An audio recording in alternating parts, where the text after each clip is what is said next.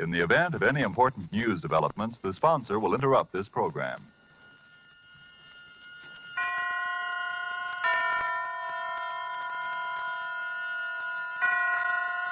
Roma Wines present Suspense.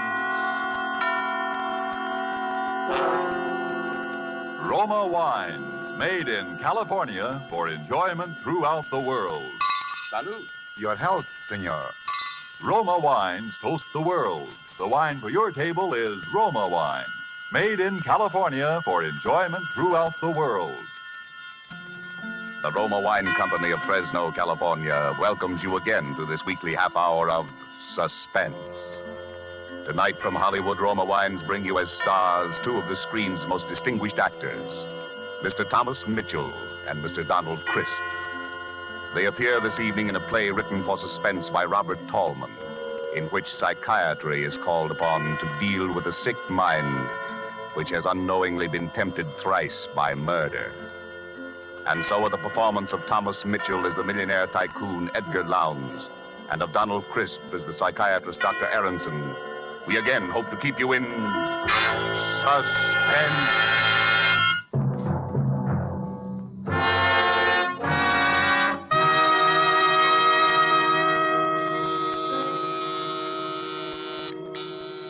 Yes? There's Mr. Edgar Lowndes here to see you, Dr. Aronson. Lowndes? Edgar Lowndes? When did we get him for patient? I think you'd better talk to him, Doctor. Yes, and I think he'd have to go through the usual routine. I don't go through usual routines. I'm Edgar Lowndes. I dare say you've heard the name before, Doctor. Well, who hasn't? Edgar Lowndes, the railroad magnate? Sit down, sir. Thank you. Well, I'm a man of a few words, Doctor. Frankly, I'm at my wit's end. Why, if my business associates had any idea I was consulting a psychoanalyst, I'd be laughed off the floor of the stock exchange. But we'll never mind that. It's these headaches, Doctor, I've been having. And aspirin, codeine, nothing seems to help. How long has this been going on? A little over a month. Since the death of my wife, in fact. We were very attached, you know. Very attached. Her death was a shock to you? No, I wouldn't say a shock precisely. She'd been an invalid for years. Bad heart. Wasn't so much what happened the night she died, but the way it happened. Oh, but why shoot off my mouth to you about it? I've told the story 1,000 times till everybody's sick of hearing it. Well, perhaps you haven't told all the story, even yet. Well, as a matter of fact, that's the truth, Doctor. There's one little thing I left out. But the funny part of that is I didn't know it myself till yesterday. And what was that? Well, I was dressing for dinner. I was getting ready to go out when in comes my wife's servant. You know, her nurse. She's all aflutter about something. Mr. Lowndes, I hope you'll forgive me for bursting in like this, but Mrs. Lowndes... Yes, speak Well, up, she's darling. resting quite well, Mr. Lowndes, but she did have that little attack this afternoon, and I can't be here this evening. And what with the servants' night out being tonight, I thought... Yes, you thought I'd better stay with her, and I certainly will. Now you just go along about your business. I look after Mrs. Lowndes personally. Oh, I knew you'd see it that way. You're a good, considerate man, Mr. Lowndes. Edgar. Feeling a little rocky, darling? Well, old Edgar's not going to let you down, not even if it means losing that war contract. Oh. I'm going to sit right here with you, sweetheart, and Lowndes, Reed, and company can go hang. Oh, no, Edgar. There's no reason for you to stay, really. There isn't. Just the same, I'm going to stay right here with my little wife this evening. Really, Edgar, it's not necessary. If you'll just get the brown bottle out of the medicine chest, the digitalis, and leave it here by my bed with a glass of water. And leave you here alone in this big house feeling the way you do? Not much, not for 100 war contracts. Now, Edgar, do as I say. Just leave the medicine here by my bed, and everything will be all right. Now, go on, darling, and do as I say. Please, it's the brown bottle.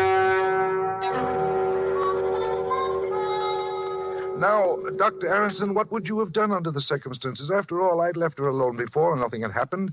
And this dinner was important in a business way. That night was my big chance. Your big chance. Yes, I suppose it was. Well, to make a long story short, she died while I was out. Now, if only I'd stayed with her. That's what I kept telling myself. And people I told the story to kept telling me that I shouldn't reproach myself. After all, it could have happened to anyone. And then yesterday I was packing up her things, and I came across this bottle in the medicine cabinet. It was the digitalis.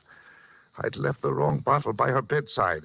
That was what drove me nearly crazy, Doctor. Finding that bottle. It was bad enough leaving her alone, but making a blunder like that on the medicine, why, it made me feel almost like I'd murdered her.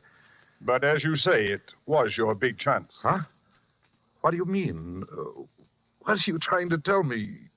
You mean you think I wanted to get rid of her? You say that, Mr. Lowndes. I didn't. But I see our time is up. I can't talk to you anymore today. Oh, but you've got to. You can't leave me up in the air like this. Why, you've practically accused me of wanting to murder my wife. Perhaps we'll understand your feelings towards your wife better, Mr. Lowndes, when we've discussed the others. What others? Hey, what are you trying to give me? Relief, Mr. Lowndes, for those headaches of yours.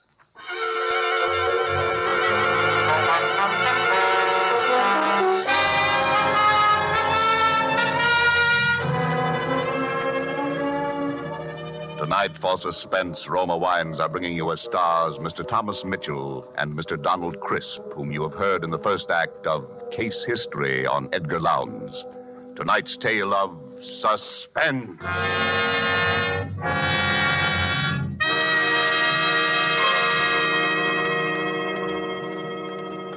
Far from the scene we've just left, far to the south across the equator, is another scene I ask you to visit with me. It's just before the dinner hour on the beautiful roof terrace cafe of the Hotel Metropolitano of Guayaquil, Ecuador. We're finishing our appetizers, an excellent sherry, and lifting your glass, you remark to our host that you envy him such wine. He laughs. You're very kind, he says, but I'm afraid the compliment is misdirected. It is your own California you must praise for this splendid wine. And then he holds the bottle up, and looking at the label, you see Roma California Sherry. This could easily happen in many far countries where discerning tastes have found Roma wines a luxury, imported and treasured. For these are, in every sense, fine wines, excellent in flavor and character, from the rich vineyard country of California. Products of age-old skills in winemaking, aided by modern scientific quality controls and tests. And here in the United States, Roma wines cost astonishingly little, mere pennies a glassful, because here there is no import duty to pay, no overseas shipping costs. Such enjoyable flavor and quality, such low cost, such high wine value have won tremendous popularity for Roma wines. They are by far America's largest selling wines, enjoyed by millions with meals, when entertaining, anytime. To enjoy these delights yourself, ask for R-O-M-A, Roma wine, made in California for enjoyment throughout the world. And now it is with pleasure that we bring back to our soundstage Donald Crisp as Dr. Aronson and Thomas Mitchell in the title role of Case History on Edgar Lowndes. A tale well calculated to keep you in suspense.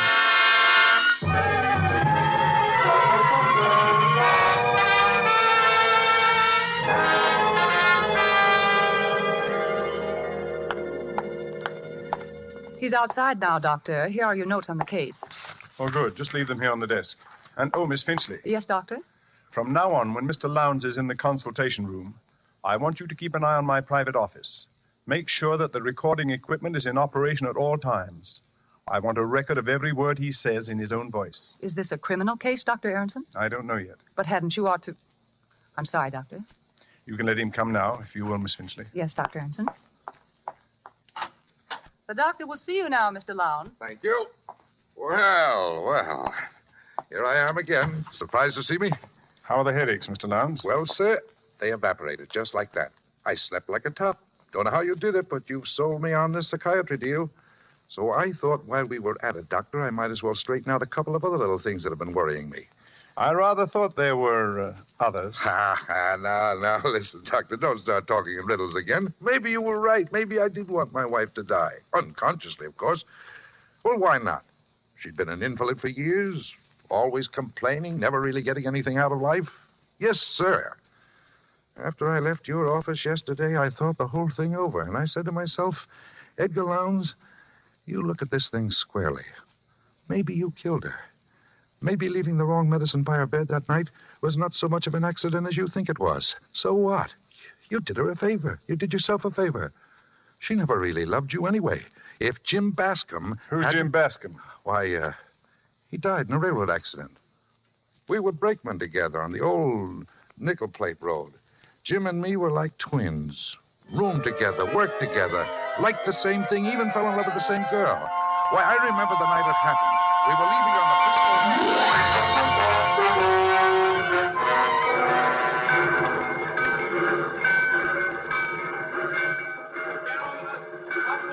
I reckon we better climb on top, Ed. It's our signal. Hey, wait a minute, Jim. There's Virginia. Ah, bless her heart. I knew she'd come to see us. Oh, hurry up, sweetheart. Oh, gee, I'm glad. I was afraid I'd be too late. There's not a train in the whole nickel plate line you wouldn't hold up for us, Virginia. Oh, Jim. Baby. Hey, what about a kiss for me, too? Why, Edgar, you're jealous, I do believe. Well, why not? Oh, there. How's that? Like my own sister.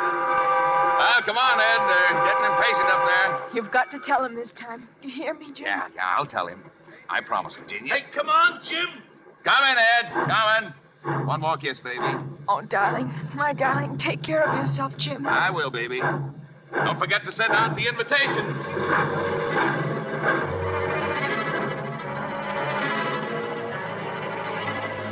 I knew when I saw him kiss her like that, it was all up for me with Virginia. Jim told me when we were crossing the divide. He and Virginia were going to be married the minute they got back to Milwaukee. We were carrying an extra heavy load that haul, and when we started down the pass... Ed, for the Lord's sake, watch me close. Don't turn your wheel till you see me turn mine. One jolt away, this train's rolling down the grade, and we'll all land in the ravine. Sure, Jim. Don't worry. I gotta be in good shape for that wedding, remember? Yeah, I remember.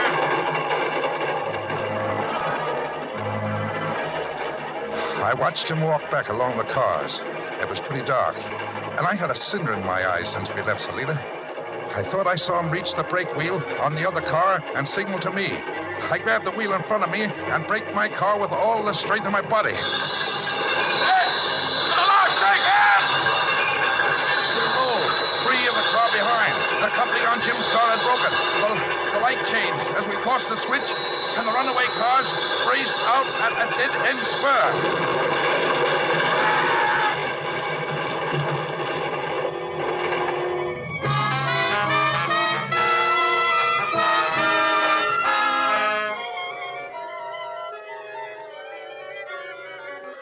I saw Jim's body jolt free of the splintering car and hurtle out over the gorge. Just then we plunged into a tunnel. I never found Jim's body.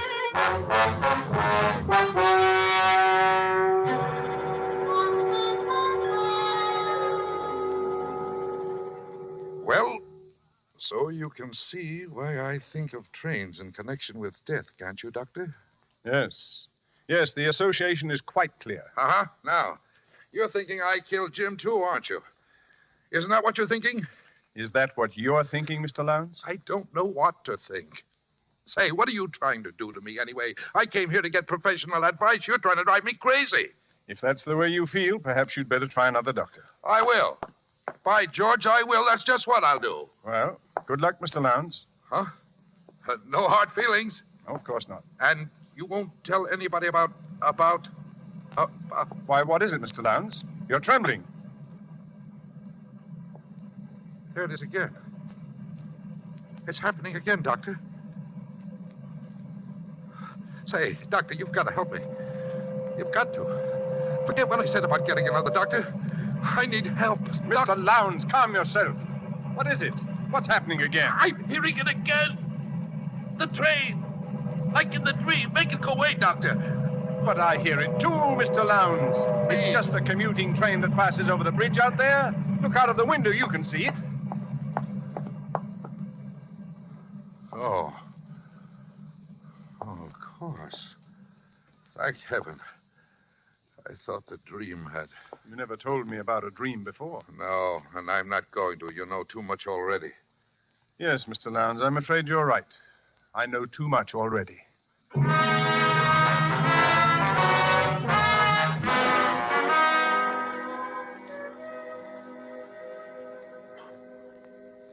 And I have kept a complete record of each interview with this patient by means of a recording machine concealed in my private office.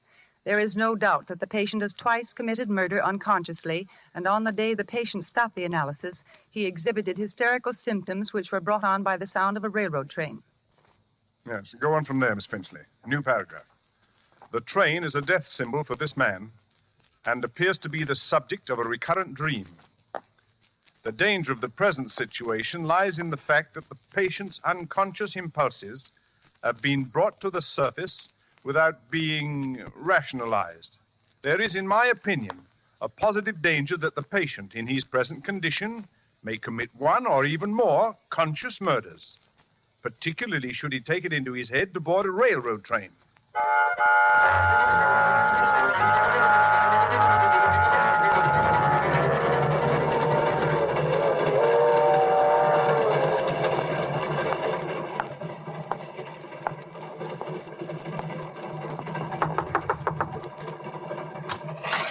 Yes, sir?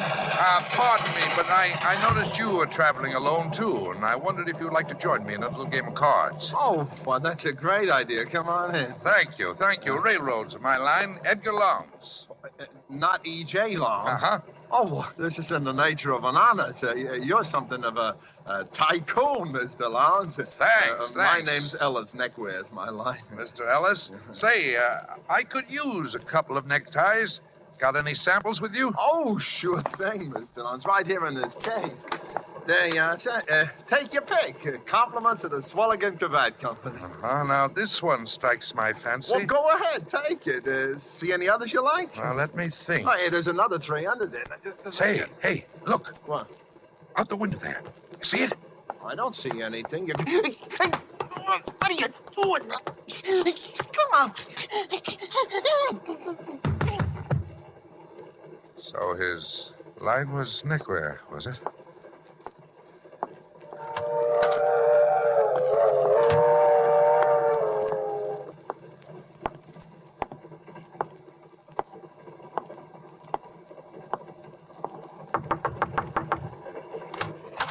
Yes, sir. Pardon me. But I noticed you were traveling alone, sir, and I wondered if you'd like to join me in a little game of cards. Oh, that's a good idea. Come in. My name's Jenkins. Cutlery's my line. Knives, scissors, and surgical instruments. What's your line?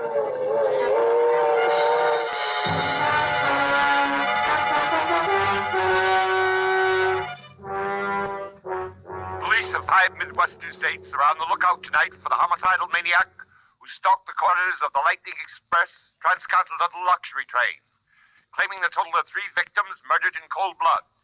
Edgar J. Lowndes, an executive of the railroad who was aboard the train on the fatal night, has posted a personal reward of $50,000 to anyone giving information leading to the arrest of the murderer. Well, it's happened. There was nothing you could have done to prevent it, Doctor. Even if you'd sent your report to the police, there wasn't enough evidence. And there still isn't enough evidence. Well, you run along. I'm going to stay here and finish these reports in longhand. You can type them in the morning. You're sure you don't need me? Absolutely. I think I'll take your advice. Good night, Doctor. Good night. Oh, Miss Finchley. I almost forgot to tell you. Oh, she's gone. What a nuisance. Talking to yourself, Doctor? Lowndes. How did you get in here? The door was unlocked. Would you rather I'd come back during office hours? Why, yes. I'd rather you did, Mr. Lowndes. Was it very urgent? It's the headaches, Doctor. They've come back. It started again about a week ago. Well, that's after what happened on the train. Doctor, tell me the truth. Did I commit those murders, or didn't I? You're the only one who knows the answer to that. Something to do with the dream, I think. Oh, yes, the dream. We were getting around to that when you left here the last time. Now, tell me about it. Well, I hear the sound of the train, and I'm sitting there beside someone, a stranger, I think. He's wearing a checked waistcoat, and there's a heavy gold watch chain with an elk's tooth suspended from it, like the one my father used to wear when I was a child in Wisconsin. Tell me something about your father. He died when I was quite young. He'd been an invalid, Doctor, ever since I could remember. He used to sit in an armchair, in a wheelchair it was, really, in front of the parlor window. He looked out into the street hour after hour. Sometimes, when I came running into the house, he'd put out his cane and trip me, and I hated him for that. At one time, Doctor, I think I was about 8 or 9 years old at the time. Edgar, come in here this instant. Your father wants to talk to you. Oh, heck, Mother, I was gonna get up a ball game. Now, the ball game can wait. You come along with me. Can I ever have any fun, Mother? Can I? Hush up. Here he is, Jonathan. Come closer, boy. Won't ever look at you. Yes, Father? Just as I thought. Grass stains all over the new suit I bought for you, huh? Where? There, and there, and there, and there, and there. Please. No, no. I won't have him get the idea just because his father's an invalid. He can roll in the dirt like a gutter snipe and get away with it. Stop blubbering. Now go wash your face. I'm driving into town today. Want you to go along, run errands. The car my father drove was an all-electric, a battery job. His legs were completely paralyzed, and my mother had to practically lift him into it. But the car itself was entirely controlled by hand. Driving it gave him a sense of power he needed.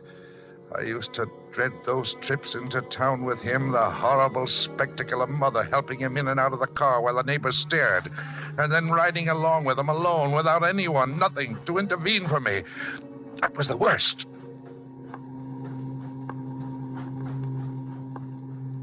Well, speak up, boy. Why don't you say something? Cat got your tongue? No, sir. I don't know why I had to raise a boy like you. You don't even keep me company on these trips into town. Poor helpless invalid, your own father. I'm sorry, sir. Oh, sorry. I think I'll give you another caning when we get home, just to make good and sure you're sorry, huh? What do you say to that? Oh, bother. Now look what's happened. Stalled. Battery's run down again. Get out and open the hood in the back, boy. You see a switch there. Turn it to the left where it says reserve battery. Hurry up. We're stopped right on the railroad track. Turn the switch to the left where it says reserve battery. Yeah, yes. Hurry up. There's a train be along here any minute. Oh, yes, Father. Don't just stand there looking stupid. Go and turn the switch, as I told you. What's the matter with you? Have you gone crazy? Don't you hear the train coming, Edgar? Edgar, you want your father to be killed? I can't get out of here by myself, Edgar. Now, please do as I say. No, the train could kill you for all I care. I'm going back home. Son, don't you understand what you're doing? You're murdering your own father. Now, this is murder. Murder, I tell you, murder. Murder. Murder.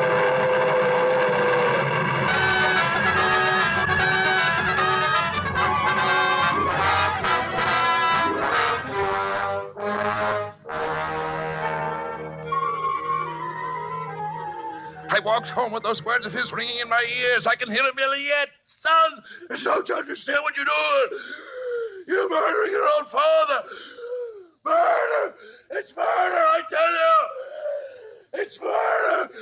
Murder! But I never felt a qualm. Those words were like sweet music to me, Doctor. Well, that's the end of the story. But it's only the beginning. When I walked into this office for the first time, I was a man suffering from headaches, seemingly brought on by grief over the death of a loved one. Now I see myself as a man who murdered his father, his best friend, and his wife, who must kill and kill again, because every time I kill, I'm killing him, my father, whom I hated beyond all comprehension, and for whom one death agony was not enough. Now that you know all about these things, my dear doctor, I'm afraid that you'll have to be the next on my list. Put that gun away, Edgar. You don't really want to kill me. I'd be a fool if I didn't. Well, the headaches will come back, Edgar. There'll be no one here to cure them. They won't come back. You showed me what caused them, didn't you, Doctor? You'll have worse things than headaches. You'll begin to hear things. You'll have delusions. You'll think you can hear a train passing outside at this very moment, don't you? But if you look out of the window, you'll see there's no train there at all. You won't trick me into turning my back. Come out from behind that desk. Keep your hands up high. That's it. Now then. What was that? Don't you understand what you're doing? Where's that voice coming from? You're murdering your own father. There it is again. It's murder, I tell you. Murder! Stop it. Murder! Stop it. Murder! Stop it. I hear no voice. Stop it! I can't stand it. I'll kill myself. Then give me the gun, Edgar. Please, Doctor, make it stop. Take it away. Only here. Make it stop. That's enough, Miss Finchley. Shut it off. Are you all right, Dr. Aronson? Yes, thank you. You almost had me thinking I was hearing voices. Well, I did hear voices, and that's why I came back. And I remembered about your wanting Mr. Lowndes' interviews recorded, so I went in the other room and started the machine. When he became violent, I played back the last part of the record, thinking it might divert his attention. Good girl. We've got all the evidence we need now to put Mr. Lowndes where he can't do any more harm. You may have evidence, but you haven't got me, and you won't get me alive. Dr. Ernst, in the window, stop him! Sorry, Doctor, I can't wait. I've got to catch a train. Hey, Jim, wait for me!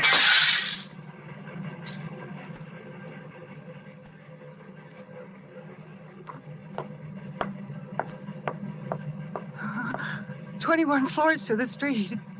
Or is it 20? Do they skip 13 in this building? Well, it doesn't matter to Lowndes. He's back with his friend Jim Bascom on the old nickel plate line.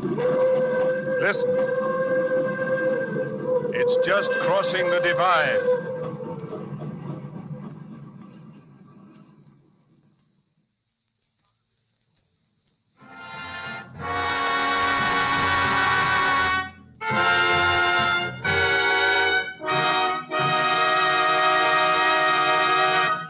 And so closes Case History on Edgar Lowndes, starring Thomas Mitchell and Donald Crisp. Tonight's tale of Suspense. Suspense is produced and directed by William Spear. To every woman listening tonight, I want to say a special word about making every dinner or supper you serve taste better. I want to urge you to start serving Roma wine with your meals. It's simple, the cost is very, very little, and it works magic in making food more enjoyable. You can serve Roma wine with any meal or any time in any kind of glass you wish. Serve it chilled. Try different kinds of Roma wine until you find those you enjoy most of all. Try hearty red Roma California Burgundy or the delicately delicious Roma California Sauterne. The cost is mere pennies a glassful, but you'll find even a pickup supper tastes like a banquet. Get Roma wines today, and if your dealer is temporarily out of them, please try again soon. Just ask for R-O-M-A, Roma Wines, America's largest selling wines, made in California for enjoyment throughout the world. This is Donald Crisp. I'm sure I speak for both Mr. Mitchell and myself in saying how much we've enjoyed appearing this evening as the guests of Suspense, which I'm sure must be one of your favorite programs, as it is one of ours. Next week's stars of Suspense will be Geraldine Fitzgerald and Richard Wolfe, who appear in one of the most extraordinary stories by that most extraordinary writer, James Thurber.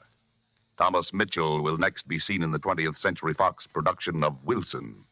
Donald Crisp will be seen in the coming Metro-Goldwyn-Mayer production, National Velvet. Next Monday, same time, you will hear Geraldine Fitzgerald and Richard Wolfe in Suspense. Presented by Roma Wines, R-O-M-A, made in California for enjoyment throughout the world. The following message from our United States Treasury is brought to you by Roma Wines. The invasion is on, the biggest in history, and it needs backing that is equally big. So back the attack. Buy war bonds. Buy more than before.